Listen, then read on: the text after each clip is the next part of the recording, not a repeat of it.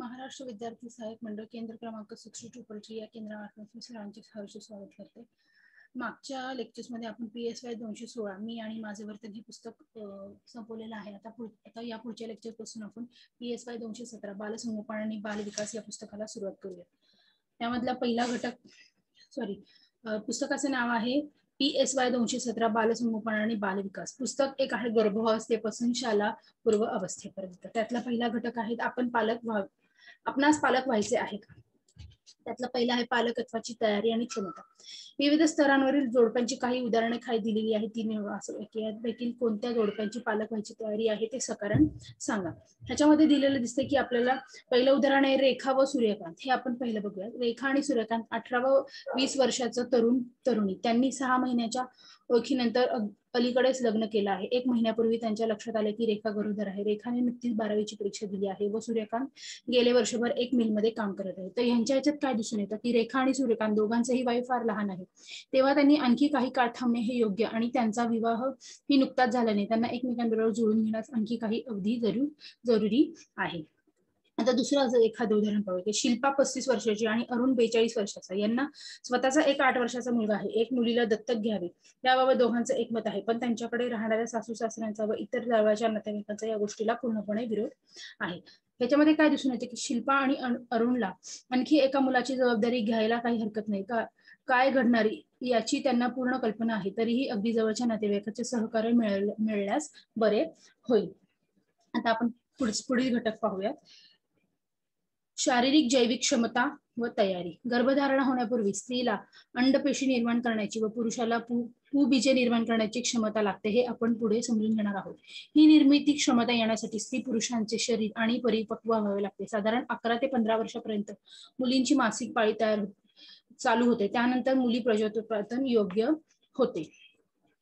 सामाजिक व भावनिक परिपक्वता. शारीरिक पक्वतेबरोबरच मानसिक परिपक्वतेची जरुरी आहे. आपल्याला बाळ हवे आहे म्हणजे आपल्याला कोणत्या परिस्थितीला तोंड द्यावे लागेल आणि मुलाला जन्म घालायचा म्हणजे थोडासा त्याग करायला लागणार याची दोघांना पूर्ण जाणीव असणे आवश्यक आहे.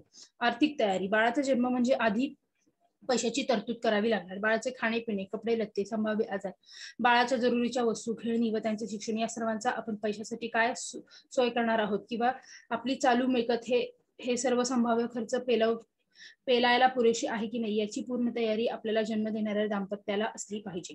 इतर काही प्रासंगिक बाबी. कुटुंबातील काही संघर्ष आहेत काय व त्याला बाळाच्या वाढीला काय कितपत परिणाम आहे याचा विचारही मुलाला जन्म देण्यापूर्वी दाम्पत्याने केला पाहिजे. गर्भधारणा होते कशी. गर्भधारणेमध्ये दिसून येते की प्रत्येक माणसाला आपल्या आई वडिलांकडून 23 रंगसूत्राच्या जोड्या म्हणजे 46 रंगसूत्र प्राप्त होतात. त्यापैकी 22 जोड्यातून उंची, रंग, रूप अशी गुणवैशिष्ट्ये बालकाला मिळतात. त्यामुळे काळ्या आईचे मूल काळे होऊ शकते किंवा गोऱ्या बापाचे मूल गोरे होऊ शकते हे आपल्याला दिसून येते. या जोडीला लैंगिक रंगसूत्र असे म्हणतात. सर्व अंडपेशीतील 23वे रंगसूत्र क्ष प्रकारचे असते. मात्र पुरुषाच्या पुबीजात हे 23वे रंगसूत्र क्ष किंवा य असू शकते. आईकडून नेहमीच श रंगसूत्र मिळते, मात्र वडिलांकडून श किंवा य मिळते. यानुसार मुलगा व मुलगी जन्मणार हे आपल्याला त्यावरून अवलंबून असते. गरोदरपणाची काळजी. गरोदरपणामध्ये आपल्याला अनेक प्रश्न पडलेले असतात. त्याच्यामध्ये गर्भाची वाढ योग्य तऱ्हेने व्हावी लागते. त्यात काही अडथळे निर्माण होणे म्हणून त्याची कोणती खबरदारी घ्यावी. त्याचप्रमाणे एक गरोदर स्त्री जेव्हा गर्भात आपले मूल वाढवत असते तेव्हा तिला अनेक डॉक्टरांकडून नियमितपणे शारीरिक तपासणी करून घेणे, सकस आहार घेणे, त्याचप्रमाणे गर्भावस्थेत असलेल्या बालकावर कोणत्या गोष्टींचा परिणाम होऊ शकतो हे देखील तिला सतत काळजी घेणे अतिशय आवश्यक असते.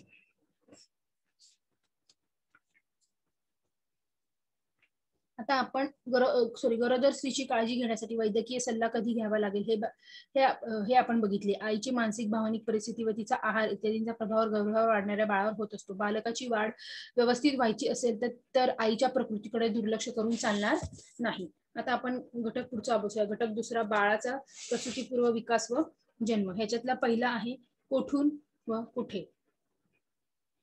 गर्भधारणा झाल्यापासून मुलाचा जन्म होईपर्यंतच्या काळाला मुलाला पुढील 3 महत्वाच्या अवस्थांमधून जावं लागते. फलित, बीजावस्था, भ्रूणावस्था आणि गर्भावस्था.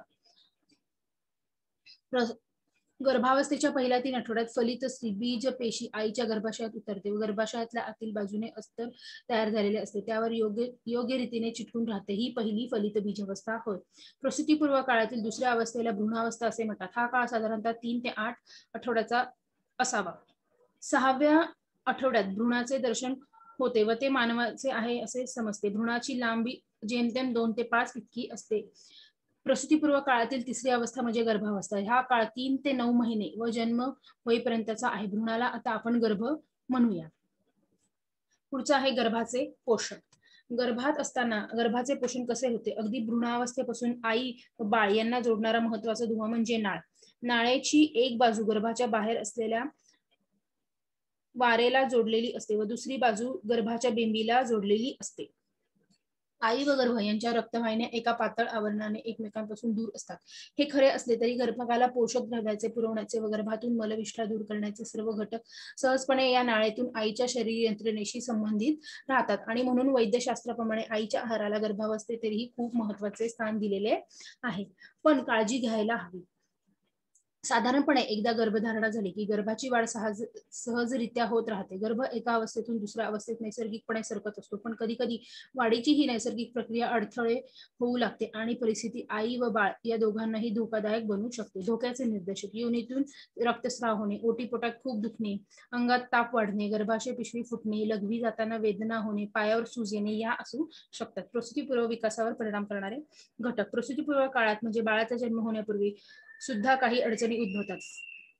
पहिला आहे आईचा आहार. आईने पोषक आहार न घेतल्याने गर्भाच्या वाढीवर परिणाम होतो. आईचे वय. गर्भधारणा होण्यासाठी व सुलभ प्रसूतीच्या दृष्टीने आईचे 20 वर्ष ते 30 वर्ष हे वय आदर्श मानले जाते. औषधे आणि इत्यादी. औषधे, मद्य सेवन, धूम्रपान यांचाही गर्भावर विपरीत परिणाम होऊ शकतो. आईचे भावविश्व. पुरातन काळापासून गर्भवती स्त्रीचे मन आनंदी ठेवणे असे सांगितलेले आहे. इतर घटक: जोराचे आवाज, एक्स-रे यांसारख्या इतर काही घटकांचा गर्भावर दुष्परिणाम होतो.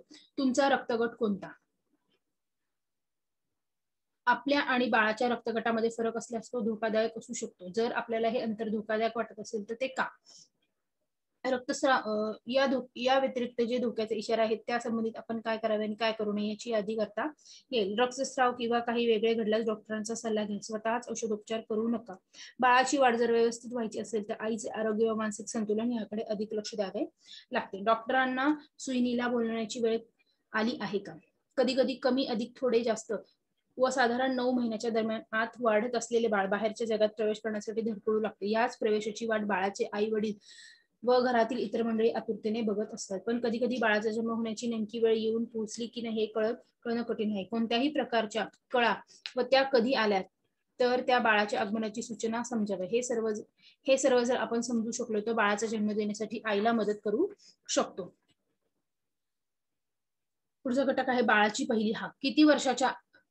किती वर्षाच्या आशा आकांक्षा, किती दिवसांचे स्वप्न बाळाच्या रडण्याच्या समावेत असतात. बाळाच्या येण्याचे आई वडील व इतर नातेवाईकांच्या जीवनात कितीतरी बदल होत असल्याचे दिसून येत असते.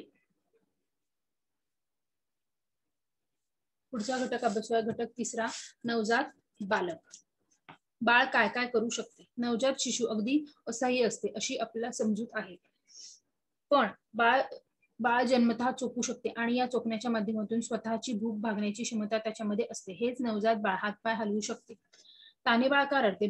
भूक लागल्यावरती चोखण्याची गरज होते. वेदना, वायू अपवन किंवा मुरडा झाला तर बाळ रडू शकते. त्याचप्रमाणे रडणे कसे म्हणते? बाळाला दूध पाजायचे, बाळाला ढेकर द्यायचा, लंगोटे बदलायचे, सू केली असेल तर लंगोटे बदलायचे.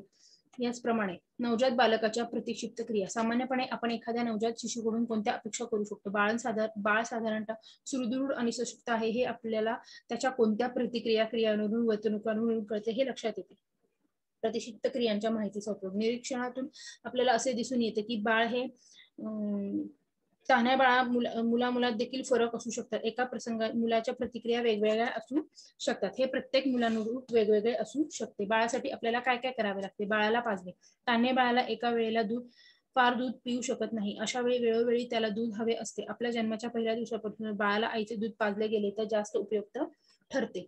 बाळाला जवळ घेणे, बाळाला कुरवाळणे, त्याच्यावर माया करणे याची जरुरी आहे. या सर्व प्रकारच्या शारीरिक संपर्कातून बाळ व त्याची काळजी घेणारी मंडळी यात एक जवळकी निर्माण होत असते. बाळाची झोप. बाळाची झोप ही साधारणतः 16 ते 17 तासाची झोप हवी असते. महिन्याभरामध्ये मूल संपूर्ण दिवसात 16 ते 17 तास झोपत असते. तसेच बाळ आपण कसे झोपतो याचाही आपल्याला विचार करायला हवा. बाळाची झोपेची जागा ही घरातील गडबडीपासून दूर असणे आवश्यक आहे. बाळाला पाळण्यात झोपावे की नाही, अगदी लहान बाळापासून पाळण्याला झोपायचे काही फायदे आहेत.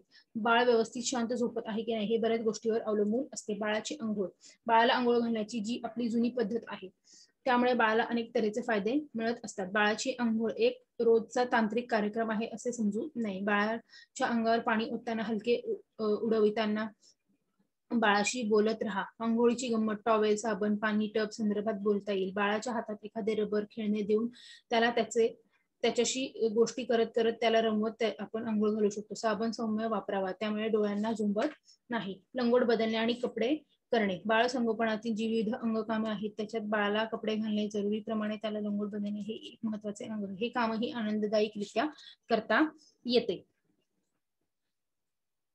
पुढचं आहे ऐकण्यासाठी उत्तेजन. आवाज प्रत्यक्ष बाळाला बोलणे व बाळाच्या उपस्थितीत बोलणे. बघण्यासाठी उत्तेजना, विविध चेहरे दाखवणे, हालचाली, सरकणारी खेळणी दाखवणे, गोधडी, कपड्यांवरचे रंगीबिरंगी नमुने दाखवणे इत्यादी. पुढचं आहे उत्तेजन देणे. आपल्याला बाळाचे अंग हळूहळू घासणे किंवा त्यावर चिमटा मारणे, बालकाला हिलकावे देणे, आंदोलने. रोग प्रतिबंधक, आपल्या घरच्या जवळ असलेल्या प्राथमिक आरोग्य केंद्रावर काम करत असलेल्या डॉक्टरांकडून आपल्याला नियमितपणे मुलाला कोणते औषध द्यावे किंवा कुठल्या लसी द्याव्या ह्याचे एक नोंद असावी व त्यानुसार त्या तक्त्यानुसार मुलांना व्यवस्थितपणे इंजेक्शन किंवा रोग प्रतिबंधक देणे अतिशय आवश्यक असते. पालकांच्या गरजा, नवजात शिशूंच्या अनेक गरजा पुरवायच्या असल्या तर आपल्या पालकाच्या गरजांकडे देखील लक्ष द्यावे लागते. नवीन बालकाची काळजी घेणे एक आव्हानात्मक आहे, त्यात आनंद आहे, साफल्य आहे, पण हे सारे होण्यासाठी बरीच तडजोड करावी लागत असते. पुढचा घटक आहे घटक चौथा, वाढीस अनुकूल वातावरण निर्मिती. पहिलं आहे तारेवरची कसरत. बालकाचे आगमन होताच घरातल्या सर्व मंडळींचा दैनंदिन कार्यक्रम पार बदलून जातो. सगळ्यांचे लक्ष बालकावर केंद्रित होते आणि त्यांची दिनचर्या बाळाच्या जाग्या झोपण्यावर अवलंबून असते. काय खावे आणि किती खावे. स्त्री गरोदर असताना किंवा ती अंगावर दूध पाजत असताना काळात आजूबाजूची मंडळी तिला वारंवार सल्ला देतात. तुम्हा दोघांसाठी खाल्ले पाहिजे, अमुक खाल्ले पाहिजे, तुला दूध भरपूर इत्यादी. स्वतःच्या बालकाच्या आरोग्यासाठी आईला सकस आहाराची जरुरी असते. याबद्दल कोणाचेच दुमत होणार नाही. मदत कोणाची, कधी व कसली.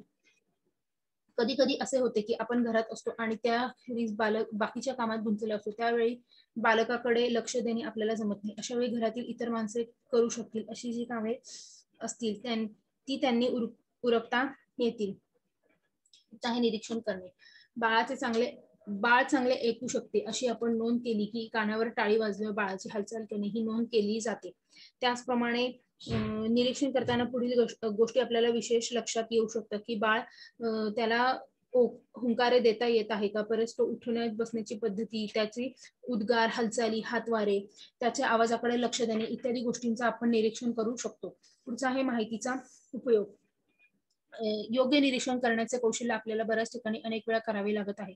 यामध्ये असे दिसून येते की उपयोग नवजात शिशू योग्य प्रकारे वाढतो आहे का, तो सुदृढ आहे की नाही, त्याच्या वाढीमध्ये कोणते धोके संभवतात का, काळजी करण्यासारखे काही आहे का, याबद्दल अंदाज थोडेफार प्रमाणात निदान करण्यासाठी करणार आहोत याची काळजी पालकांनी घेतली गेली पाहिजे.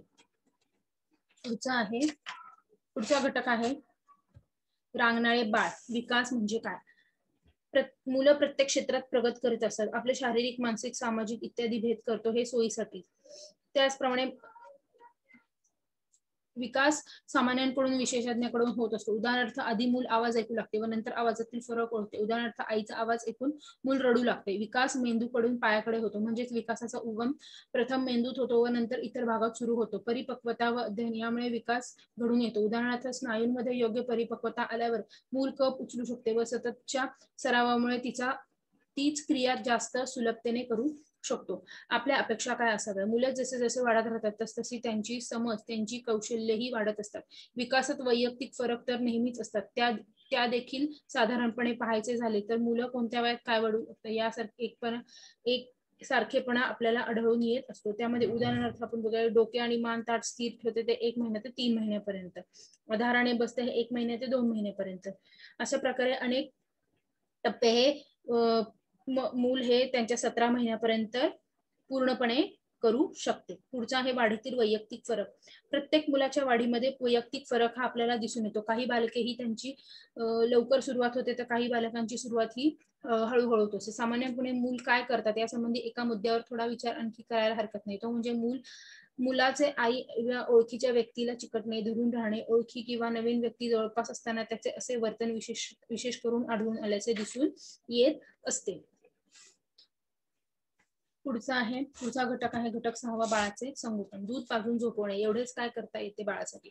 बऱ्याच मुलांच्या सर्वांगीण विकासाबद्दल आपण जेव्हा विचार करतो तेव्हा तो विचार एक समग्र दृष्टिकोनातून व्हायला पाहिजे. आपण एखादी गोष्ट करतो तेव्हा एखाद्या विशिष्ट क्षेत्रातला विकास हे आपले लक्ष असले तरी या कृतीचा बाळाच्या सर्वांगीण विकासावर परिणाम होत असतो. ही गोष्ट नजरेआड करून चालणार नाही.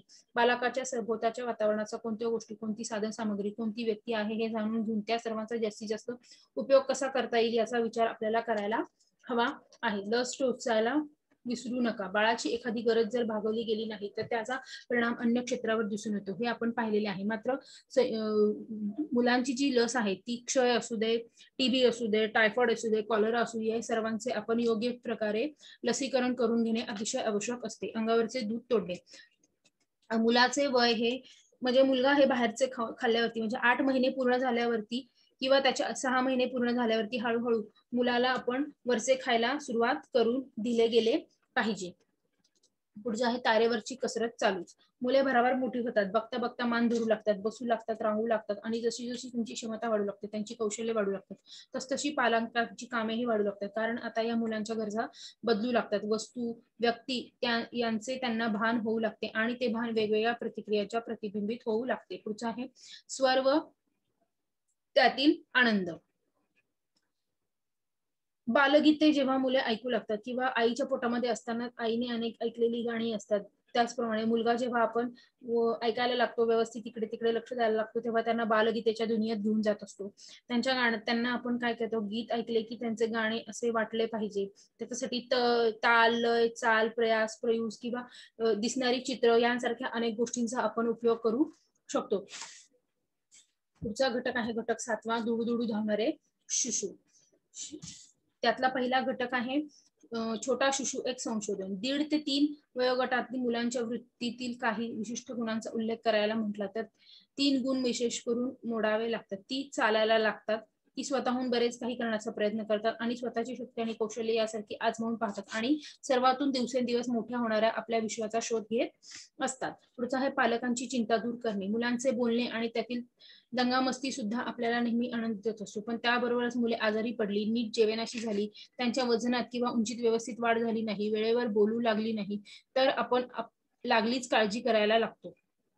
पुढचा आहे स्वानुभवांची देवाणघेवाण. पालकत्वाच्या आनंदाचा हा एक मोठा भाग आहे. आपण कुठेही 2 पालक एकत्र आलेले पाहिले तर आपल्या लक्षात येईल की बोलण्याचा आशय बऱ्याचदा सध्या आपली मुले काय करतात ह्या असतो आणि मग प्रत्येक पालक आपल्या लाडकीने आज काय मस्ती केली हे सांगत सुटलेला असतो. थोडक्यात आपण असं सांगू शकतो की पालक म्हणजे बरेचदा आपले खूप प्रश्न असतात. मनात वेगवेगळ्या प्रकारचे विचारही येतात. या सर्व विचारांचा, प्रश्नांचा प्रकट करणे पण महत्वाचे आहे. अन्य पालकांबरोबर जर आपले वरचेवर चर्चा केली, एकमेकांचे अनुभव सांगितले तर पालकत्वाचा प्रवास जरा सोपा जातो, कारण त्यात इतर लोकांच्या पालकांच्या अनुभवांची भर पडते. त्यांनी आपले प्रश्न ज्या पद्धतीने हाताळले ते पाहून आपल्यालाही काही दिशा मिळत असते. पुढचा घटक आहे 8वा घटक शिशूंचे संगोपन. त्यातलं पहिलं आहे आपले घर म्हणजेच एक खेळणे घर. मुलांना आपले घर म्हणजेच एक खेळघर असं वाटत असते. खेळघर कसे असावे तर तुम्हाला तुमच्या घरात कोणत्या खेळण्यासाठी वापरण्यासाठी वस्तू आहेत त्याची यादी तयार करा. प्रत्येक वस्तूचा मुलाबरोबर उपयुक्तपणे खेळण्यासाठी जास्तीत जास्त वापर कसा होईल हे बघा. प्लास्टिकची बरणी मोठी तोंडाची असलेली, त्याचा उपयोग जमिनीवरून गडगडपणे न्यायला. त्याचप्रमाणे चमचे वाट्या आवाज करणे, जिना चढ उतर करणे, मोड्यावर कमी उंचीच्या स्टुलावर चढणे, रेडिओ किंवा अन्य गाणी थांबवल्यावर एकदम पुतळ्यासारखे स्थिर उभे राहणे, दगडांबरोबर खेळणे, कुंड्या व मोकळ्या जागी बी लावणे, झाकणे काढणे, ताटे मांडणे, वस्तू शोधणे यासारखे खेळ आपण मुलांबरोबर खेळू शकतो. हीच आपली सगळ्यांनाच ना नकारात्मक, हिची आपली सगळ्यालाच ना व नकारात्मक वर्तुळ. तुम्ही ज्या मुलांचे निरीक्षण केले, ज्या मुलांबद्दल अन्य पालकांशी चर्चा केली, त्यांच्या संबंधी कोणते विशेष गुण तुमच्या ध्यानात आले? कदाचित आपल्याला असे लक्षात आले असेल की बऱ्याच प्रसंगी ही मुले नकारात्मक वर्तणूक दाखवतात. आपल्याला ज्यांना भरावायला लागते तर तू नको, कपडे घालायला मदत करायला गेलो तर तू नको, मी झाडावर चढायला त्यांनी प्रयत्न केला तर तू नको, मी, अशा प्रकारची वर्तणूक जेव्हा मूल करू शकते त्याला आपण हिची आपली सगळ्यालाच नकार असे म्हणता येऊ शकते. पुढचं आहे मलमूत्र विसर्जनाचे शिक्षण. मलमूत्र विसर्जनावर ताबा नसल्याने लहान मुले वेळोवेळी आतील कपडे किंवा जमीन ओली करतात. तेव्हा मूत्र विसर्जनाच्या योग्य सवयी लावून त्यावर ताबा मिळवणे हे एक महत्त्वाचे काम आहे. ते आपण विद्यार्थ्यांना मुलांना योग्य त्यावेळी शिकवणे अत्यंत आवश्यक आहे. काही संभवी समस्या. स्वतःच सर्व काही करून पाहण्याच्या वृत्तीतून प्रत्येक गोष्टीला नाही म्हणण्याची प्रवृत्ती व पुष्कळ वेळा त्यातून उद्भवणारा हट्ट या समस्या आपल्याला आढळतात. पण या व्यतिरिक्त काही दुसऱ्या समस्या आपल्याला अनुभवायला लागतात आणि त्यातून बाहेर पडणाऱ्या मुलांना मदत करावी लागते. संभाव्य धोक्यापासून संरक्षण. आपण सर्व काही करतो ते मुलाचे संरक्षण करण्यासाठी. चैतन्यशील बालक सदैव काही ना काही करत असते. नको त्या गोष्टींना हात लावते, चढ उतार अनेक वस्तू हाताळते, ही त्याची गरज असते. पण या प्रयत्नातून त्यातील धोके त्यांच्या नजरेत येत नाहीत. शिशूचे संगोपन कसे करायचे याविषयी आपण या घटकात आढावा घेतला. लहान मुलाला सांभाळ करणे अतिशय जबाबदारीचे काम आहे व त्यासाठी आपल्याला सदैव जागरूक राहावे लागते. त्याच्या सततच्या चळवळीमुळे ती बऱ्याचदा धोकादायक प्रसंगातून सापडतात आणि म्हणूनच आपल्याला आपल्या घरात परिसरात जास्तीत जास्त सुरक्षितता कशी आणता येईल हे पाहावे लागते. तसेच आपल्या वागणुकी व त्याच्या वागणुकीवर कसा परिणाम होतो हेही विसरता कामा नये. या सर्व गोष्टींचा विचार करून मुलांशी कसे वागावे याबद्दल निर्णय आपल्याला घ्यावा लागत असतो. आता घटक पुढचा आहे शारीरिक विकास. शारीरिक विकासाअंतर्गत मध्ये पहिला घटक असतो उंची व वजन. उंची व वजन हे शारीरिक विकासाचे मुख्य दर्शनीय पैलू समजले जातात. प्रत्येक मुलाची शारीरिक विकास मोजण्यासाठी उंची व वजनाचा तक्ता हा दिलेला आहे. त्यामध्ये मुलगा व मुलगी यांचे प्रमाण हे वेगवेगळे दिलेले असते. पुढचं आहे शरीराची प्रमाणबद्धता. या अवस्थेतील बालकाचे नीट निरीक्षण केले तर एक गोष्ट आपल्या लक्षात येते की त्याचे बाळसे कमी झालेले आहे.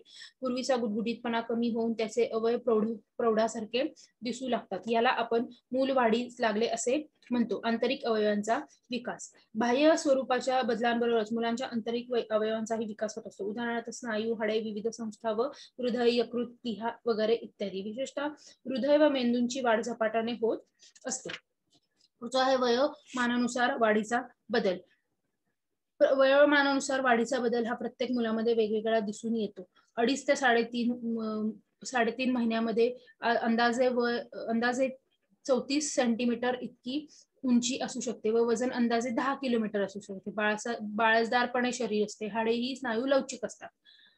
त्याचप्रमाणे पुढच्या वयामध्ये हळूहळू प्रत्येक मुलाचे वाढीचा बदल हा वेगवेगळा असण्याची शक्यता असते. कारक कौशल्यांचा विकास.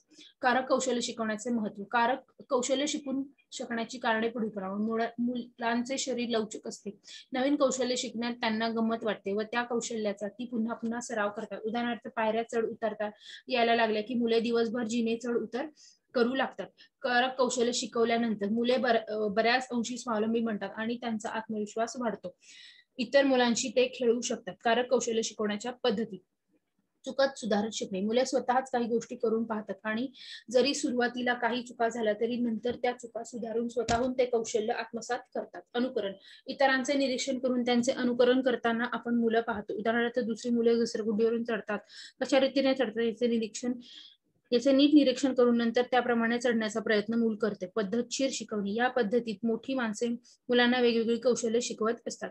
कौशल्यामध्ये छोट्या मोठ्या स्नायूंचा वापर. कारक कौशल्यांचे आपण साधारणपणे 2 भागांमध्ये विभाजन करता येते. पहिला आहे छोट्या स्नायूंचा वापर करून अवगत होणारी सूक्ष्म कारके आणि मोठ्या स्नायूंचा वापर करून अवगत होणारी ढोबळ कारके. पुढचा आहे शारीरिक व कारक विकासांवर परिणाम. शारीरिक व कारक विकासांचे वर्णन वाचून कदाचित एक प्रश्न आपल्याला पडलेला असेल की या मुलांच्या विकासावर वेगवेगळ्या घटकांच्या वेगवेगळ्या पद्धतीने परिणाम झालेला असतो. पहिला आहे अनुवंशिकता. विशेषतः शारीरिक विकास अनुवंशिकतेचा फार मोठा वाटा असतो. परिपक्वता. शारीरिक व कारक विकास हा मोठ्या परिपक्वतेवर अवलंबून असतो. मुलांवर दडपण आणू नये. शरीर परिपक्व होण्यापूर्वी काही विशिष्ट क्रिया करण्यासाठी मुलांवर दडपण आणणे योग्य नव्हे. मुलाला योग्य वेळी कौशल्य शिकवितात. 5 वर्षाचा अजय हा बालवाडीत प्रवेश करतो तेव्हा इतर मुले कात्रीने भरभर कागद कापायला त्याला दिसतात. वास्तविक हे कौशल्य त्याला वर्षापूर्वीच अवगत होऊ शकले असते, पण त्याला तशी संधी मिळालेली नाही. त्याला कधी कात्री हाताळूच दिली नव्हती. त्यामुळे आज जेव्हा तो आपल्यापेक्षा लहान मुलांना कात्रीने कागद व्यवस्थित कापताना पाहतो तेव्हा त्याला त्याची स्वतःची लाज वाटते. त्यामुळे योग्य ते कौशल्य योग्य वेळी शिकवणे अतिशय आवश्यक असते. सराव. जेव्हा मुलाला काही कौशल्य अवगत होतात तेव्हा त्याला सराव करण्याची संधी देणे आवश्यक असते. अति जपणूक टाळणे. मुलांची अति जपणूक टाळणे हे पालकांच्या हातामध्येच आहे. याची भीती वाटली की मुलाला कधीच काही करता येत नाही याची देखील त्यांनी काळजी घेतली गेली पाहिजे. मुलाला कौशल्य शिकवण्यास संधी द्यावी. कारक कौशल्य अवगत होण्यासाठी मुलांना संधी मिळालीच पाहिजे. आहार. आहाराचा मुलांच्या शारीरिक विकासावर बराच परिणाम होत असतो. ज्या मुलाला पोषक आहार मिळत नाही त्याच्या मेंदूवर मज्जासंस्थेवर त्याचा विपरीत परिणाम झालेला आढळतो. आजार. लहान सहान आजार नेहमीच होत असतात. या आजारात जरी मुलाचे वजन व शक्ती घटत असली तरी ती तात्पुरतीच असल्याचे दिसून येते. झोप व विश्रांती. योग्य विकासासाठी आहारा इतकी झोप व विश्रांतीची मुलांना गरज असल्याचे दिसून येत असते. पुढचं आहे मुलांची जोपासना. मुलांच्या विकासावर प्रभाव टाकणाऱ्या घटकांपैकी एक अनुवंशिक घटक सोडला तर बाकीचे सारेच घटक थोड्याफार प्रमाणात पालकांच्या ताब्यात असतात. आहार. मुलांचा आहार हा योग्य प्रकारे व पूर्णपणे पोषक घटक असणारा असावा. अंधश्रद्धा व भ्रामक समजुती. कुपोषणाचे दुसरे एक कारण म्हणजे विविध धर्मात रूढ असलेल्या अंधश्रद्धा व भ्रामक समजुती. पुरेसे अन्न उपलब्ध असतानाही व ते विकत घेण्याची पालकांची ऐपत असताना मुले काही वेळा कुपोषणाचे बळी ठरतात. मुलांचा आहार कसा असावा. आहार गरजा. सर्वसाधारण 3 ते 6 वर्ष वयाच्या मुलांसाठी आहार हा योग्य कॅलरीज, प्रथिने युक्त तांदूळ, गहू, ज्वारी यांसारखी धान्य व बटाटा, रताळे यांसारखी कंदमुळे यातील कॅलरीज, कार्बोदके मिळतात अशा स्वरूपाचा असावा. शक्यतो 2 ते 3 मोठे चमचे तेल, शक्यतो तुपाचा वापर टाळावा. पुढचं आहे अन्न कसे शिजावे सजवावे. अन्नाची योग्य निवड झाल्यानंतर ते शिजवताना ही कशी पद्धत असावी हे पूर्ण आपण शिकले गेले पाहिजे. धान्य पूर्ण शिजलेले व भाज्या थोड्या कमी शिजलेल्या असाव्यात. जेवणाच्या वेळा कोणत्या असाव्यात. जेवायला बसायच्या वेळी मूल भुकेलेले असावे पण अति भुकेलेले नसावे. त्याला पुरेसा व्यायाम झालेला असावा पण अति ते दमलेले नसावे. आरोग्य. आहाराप्रमाणेच मुलांच्या आरोग्याकडे लक्ष देणे महत्वाचे आहे. उत्तम शारीरिक आणि आरोग्य ही पुढच्या सर्वांगीण विकासाची गुरुकिल्लीच म्हणावी लागते. उत्तम आरोग्याचा पाया लहानपणीच घातला तर मोठेपणी मुलांचे आरोग्य चांगले राहील. दूषित वातावरण. भारतासारख्या देशाची प्रमुख समस्या म्हणजे सतत वाढणारी लोकसंख्या व बेकारी. बेकारीमुळे लोक शहराकडे धाव घेताना दिसतात. प्रतिदिनी येणारा हा लोंढा थांबवणे केवळ अशक्यच आहे. दातांचे आरोग्य. 2.5 वर्षापर्यंत साधारणपणे 20 दात येतात. 3 ते 6 वयोगटाच्या आरोग्याला फार महत्वाचे आहे. बऱ्याच पालकांची असे समजतात की दुधाचे दात आहेत त्याऐवजी ते पडून दुसरे येणार आहे, परंतु हे योग्य नाही कारण हे दुधाचे दात जवळजवळ 12 वर्षापर्यंत त्यांच्या तोंडात असल्याचे दिसून येते. आता पुढचा घटक आपण अभ्यासूया भाषा कौशल्य व त्याचा विकास. भाषा विकास कसा होतो. भाषा हे इतरांशी संबंधित प्रस्थापित व दृढ करण्यासाठी उपयोगी पडणारे एक प्रभावी साधन आहे. आपले विचार व भावना दुसऱ्यांपर्यंत पोहोचण्यासाठी भाषा आधार घेणे आवश्यक असते. मुलांचा शब्दसंग्रह 2.5 वर्षापर्यंत 450 शब्द तो संग्रहित करू शकतो. 4.5 वर्षापर्यंत तो 1900 शब्द संग्रहित करू शकतो व 5.5 वर्षानंतर तो 2000 ते 2300 पर्यंत शब्द हे संग्रहित करू शकतो. मुलांचे अनुभव वाढवावेत. प्रत्येक मुलाला शब्दसंग्रह सारखा असतो असे नाही. काही जास्त शब्द माहित असतात तर काहींना कमी. प्रत्येक मुलाच्या अनुभवावर अवलंबून असते. मुलांना जितका प्रत्यक्ष अनुभव जास्त तितका त्याचा शब्दसंग्रह वाढत जात असतो. पुढचा घटक आहे भाषा विकासावर घटक परिणाम करणारे सामाजिक घटक. पहिला आहे पालक व कुटुंब. भाषा विकास पालक, इतर कुटुंबीय, शेजारी, इतर मुले व बालवाडी शिक्षिका यांचा महत्वाचा वाटा असतो. पालकांनी काय करावे. पालकांच्या बोलण्याचा मुलांच्या भाषा विकासावर जर इतका परिणाम होत असेल तर त्यांनी त्यांच्या गोष्टीचा फायदा करून घेतला पाहिजे. मुलांशी बोलावं, त्यांना बोलण्याची संधी. मुलांनी पालकांशी जास्तीत जास्त वेळ बोलले गेले पाहिजे. तसेच मुलालाही बोलण्याची संधी दिली गेली पाहिजे. गोजड शब्द वापरू नये. मुलाशी बोलताना सरळ, सोपी व त्याला समजेल अशीच भाषा वापरावी. उदाहरणार्थ तू हात धुवून आल्याशिवाय मी तुला खायला देईल अशी अपेक्षा तू करू नको. असं म्हणण्यापेक्षा तू हात धुवून ये मी तुला खायला देईन असा शब्द वाक्यप्रचार उपयोग करावा. मुलाला बोलण्यासाठी विषय पुरवावेत. भाषेचा वापर करण्यासाठी मुलाच्या अनुभवात भर पडली पाहिजे. त्याच्या आयुष्यात काहीतरी नवीन घडत राहिले गेले पाहिजे. पुढचा आहे मुलाची मुलाशी खेळ खेळताना मुलाच्या श्रवण क्षमतेत वाढ होईल असे खेळ पालकांनी खेळावे. खुणांनी बोलवण्यापेक्षा शब्दांनी बोलवण्यास प्रोत्साहन द्यावे. कधी कधी मूल पूर्ण वाक्यात बोलण्याऐवजी खुणांनी त्यांना काय हवे ते दर्शवतात. अशा वेळी घरातल्या माणसांनी त्यांना प्रोत्साहन न देता त्याला संपूर्ण वाक्य बोलण्यास व योग्य शब्द वापरण्यास भाग पाडावे. शेजारी पालक आणि कुटुंबांप्रमाणे शेजारच्या लोकांचा व भोवतालच्या परिसराचा मुलाच्या भावनेवर परिणाम होत असतो. या वयात मुलांना इतरांशी खेळायला हवे असते आणि इतर मुलांमध्ये मिसळल्यावर साहजिकच त्यांच्या भाषेचा थोडाफार परिणाम मुलांच्या भाषेवरही झाल्याशिवाय राहत नाही. बालवाडी ही एक मुलांच्या सुरुवातीची आदर्श बालवाडी म्हणजे जिथे मूल 2-2.5 तास मुक्तपणे बागडू शकतात. इतर मुलांशी भरपूर खेळ खेळू शकतात. कधी कधी दंगामस्ती करतात. स्वतःचे मनोगत शिक्षेकडे मोकळेपणे व्यक्त करू शकतात. ती होय अनेक भाषा शिकण्याची समस्या. मराठी मातृभाषा असलेल्या 4 वर्षाचा अमोल शेजारी राहणाऱ्या पंजाबी बाईशी बोलत होता. ले बेटा बिस्किट खा, मेरी आई मेरी को ओरडती. म्हणजे ह्याच्यामध्ये असं दिसून येते की त्या मुलाला त्या बंगाली आणि हिंदी हे एकत्रीकरण करून त्याचं भाषाही बदलल्याचे दिसून येते. एकापेक्षा अधिक भाषा एकाच वेळी शिकून आपल्या मुलावर अन्याय करतो आणि त्याच्या मनात गोंधळ उत्पन्न करतो. हा समाज संशोधकांनी खोटा ठरवला आहे. उच्चार समस्या व उच्चारातील दोष. अले अले काय झाले माझ्या सोन्याला, कोणी काय मारले. म्हणजे कधी कधी मात्र पालक बोबडे बोलत नसताना मुलांच्या उच्चारात दोष निर्माण होत असतात.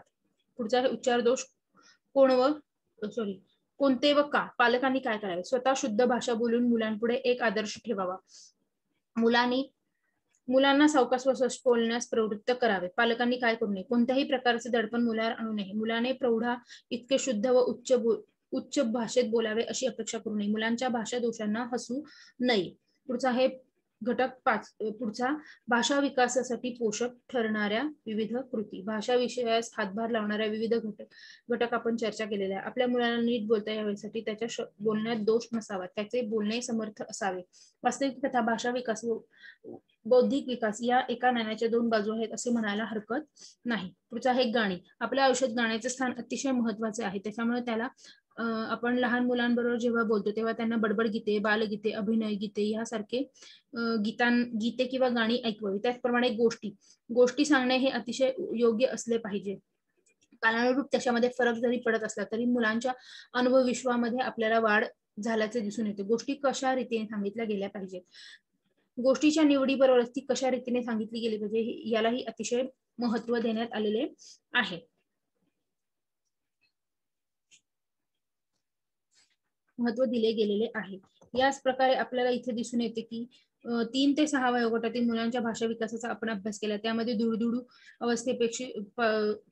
पासून ते पूर्वावस्थेपर्यंत शालेय भाषा विकास जास्त झपाट्याने होत असतो. भाषा विकासातील बालवाडी शिक्षकाचा अत्यंत महत्वाचा वाटा असतो. गाणी, गोष्टी व विविध खेळांचा आयोजन करून शिक्षकाने मुलांच्या भाषा विकासाला मदत केली पाहिजे. धन्यवाद. इथून पुढचा घटक ते 11वा आपण पुढच्या लेक्चरला अभ्यासूया. धन्यवाद.